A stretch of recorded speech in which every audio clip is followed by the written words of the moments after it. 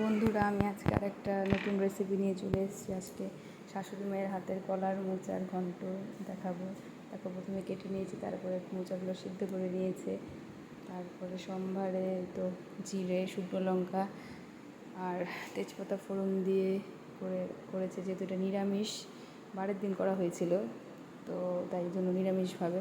তারপরে দেখো মোচা সিদ্ধ করে রাখা মোচাটা দিয়ে নাড়াচাড়া করে তার মধ্যে লবণ এবং সমস্ত মশলা মানে হচ্ছে আদা, লঙ্কা আর জিরে বাটা, এগুলো সব অ্যাড করে তারপর হলুদ, লবণ পরিমাণ মতো অ্যাড করে সেগুলো খানিকক্ষণ একটু ভালো করে ভাজা করে নিতে হবে। করে নেওয়ার পরে নিয়ে তারপরে যেহেতু এটা সিদ্ধ করাই, তাই এটা তো ঢাকার প্রয়োজন হবে না, একটু ঢেকে দিতে হবে, কারণ আলুটা যেহেতু সিদ্ধ করা না। তো ওই দেখো ধনিয়ার গুঁড়ো অ্যাড করছে, আর তারপর আবার একটু নাড়াচাড়া করে ঢেকে দিয়ে তার মধ্যে একটু মশলা ধোয়া জলটা মিশিয়ে খানিকক্ষণ নেড়ে চেড়ে, তো এটাতে ঢাকনা দিয়ে, যেহেতু নিরামিষ তাই আমার শাশুড়ি মা এটাতে ডালের বড়া করে তার মধ্যে অ্যাড করেছে, যাতে মোচাটা পরিমাণে অল্প ছিল, তো এটা দেওয়াতে একটু পরিমাণে মানে বেশি হয়েছে, আর খেতেও খুব ভালো হয়েছে।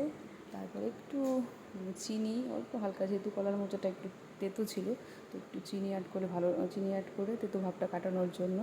তারপরে লাস্টে গরম মশলা এবং ঘি অ্যাড করে ভালো করে নেড়ে চেড়ে বাস তৈরি হয়ে গেল কলার মোচার ঘন্ট। খেতে দারুণ হয়েছিল, যেহেতু এটা অনেক দিন আগের কড়াই, তো তাই আমার টেস্ট